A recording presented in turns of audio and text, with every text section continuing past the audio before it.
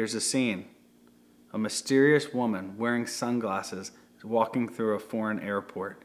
She's wearing a short bob wig, glasses. She's holding a fake passport, passing by the foreign officials and policemen of the other country, and she barely makes it through customs. She gets on the plane.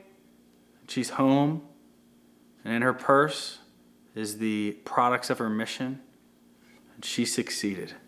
She's a spy. Is she Catholic? Can a Catholic be a spy? Let's pour some coffee on that.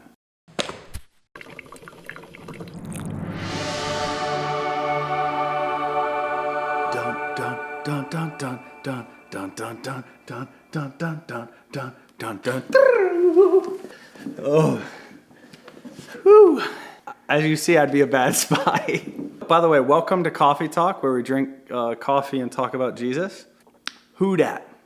Who dat? I was watching a movie the other day, a movie about spies. It made me think, what is the morality? I watch these movies, I talk about spies, espionage. What's the morality of espionage? And can a Catholic morally participate in that type of behavior, right? That job. While the scene that I expressed at the beginning and all this talk about spies and espionage is very dramatic, the question really boils down to one thing. Can we lie? Can we purposely deceive another if we're doing so for a good cause? But it also is a question of, can a Catholic be an undercover cop? Or can a Catholic do a sting operation? Can we lie if the object that we desire is a good? Does it justify the means of lying? Even the classic ethical dilemma of the person hiding the Jews from the Nazis, right? This comes up in every, ethics 101 in every college. The professors love to stump kids and students with this, like, is it moral to lie in that situation? The commandment that particularly talks about it is the Eighth Commandment, and it says this particularly: you shall not bear false witness against your neighbor. Or as Jesus puts it in the Gospel of Matthew, it was said to the men of old, you shall not swear falsely, but shall perform to the Lord what you have sworn. The Catechism interprets this. Again, we have to see how's the church interpret Scripture that's been given to us. 2485. By its very nature, lying is to be condemned. And 2483 states, to lie is to speak, so it's defining lying, is to speak or act against the truth in order to lead someone into error or error of belief. Now, what is sinful is directly saying something that is not the truth. Does that mean that if the Nazi asks us whether we're hiding Jews, we must say yes? No. We can withhold truth. This is what Thomas Aquinas and Augustine would call reservation of truth. Not everyone deserves truth. The Nazi who's trying to kill Jews, he does not deserve to know the truth. So you can reserve that information. But that is very different than intentionally lying. So one's not saying something, and one is saying something that is false. The Catechism explains in 2488. The right to the communication of the truth is not unconditional. That's what we said, right? A Nazi doesn't have the right to the truth. And we are required in concrete situations to judge whether or not it is appropriate to reveal the truth to someone who asks for it. So we don't have to be an open book. Like if someone asks, I got to tell you. Hey, you can keep your mouth shut.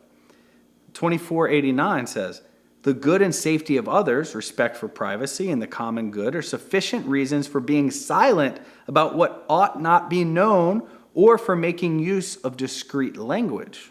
Someone says, hey, are you hiding that person in your house? But they're in the shed out back. You could say, I am not hiding this person in my house. You're assuming they're going to assume you're not hiding them at all, but you just said you're not hiding them in our house. That's true. No one is bound to reveal the truth to someone who does not have the right to know it. That's the catechism. So you don't have to just say everything you know. Now, some may say that's kind of trivial, or you're parsing words, or is it really that bad? And I would agree with people who take exception to the church's teaching here, that if someone's put in a stressful situation where they're trying to protect somebody and they happen to lie in order to protect them, to save someone's life, something so drastic, that their culpability for that lie would be lessened? Would they really be held accountable? Personally, I can't see that God would hold them accountable in a grave way for that lie. But that's different than someone willingly and purposefully and knowingly entering a situation where they know they're going to have to lie and choosing it, right? In the situation that we talked about with the Nazis and the Jews, that situation was put on them. They're trying to save someone, and that Nazi comes up to them. So maybe their culpability is lessened. But knowingly and willfully entering a situation or a job or a profession where you know you're going to have to lie, that's a different story. An example of this would be the live action sting operation that they performed on Planned Parenthood. Okay, I want to be clear. Number one, I disagree with Planned Parenthood as an organization and what they've done. Two, I think we should do all we can morally to expose their errors and abuses. All we can morally.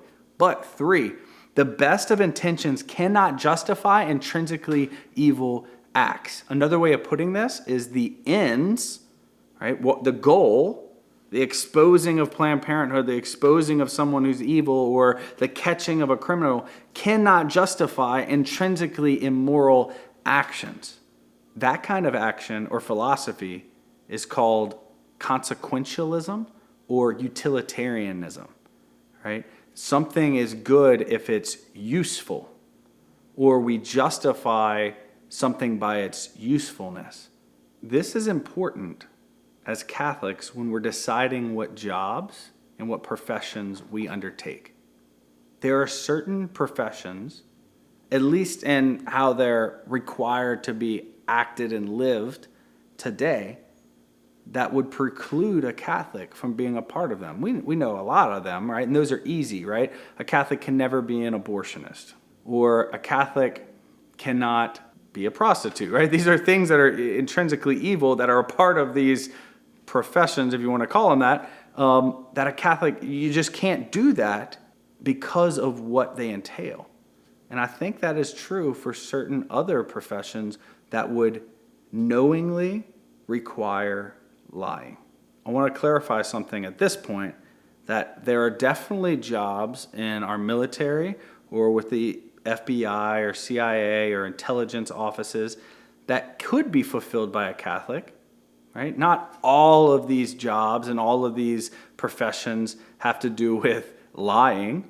Lastly, I want to make a distinction between other objections people bring up. They say if that's true, then being an actor would be evil or immoral, or throwing someone a surprise birthday party would be evil or immoral, because in those situations you're willfully deceiving someone. Everyone who's showing up to the play or going to the movie has agreed and understood that they've suspended their disbelief, and they understand that someone is going to portray themselves as not who they are. So it's not the same thing. And when it comes to a surprise birthday party, I think the distinction is that the person, if they would know, would be okay with it. It's almost like a game. Within the very constructs of the game is the understanding that there's going to be deceit. In the end, a lot of complexity, but the morality is simple. You cannot lie. No matter what the good you desire is, the ends can't justify the means.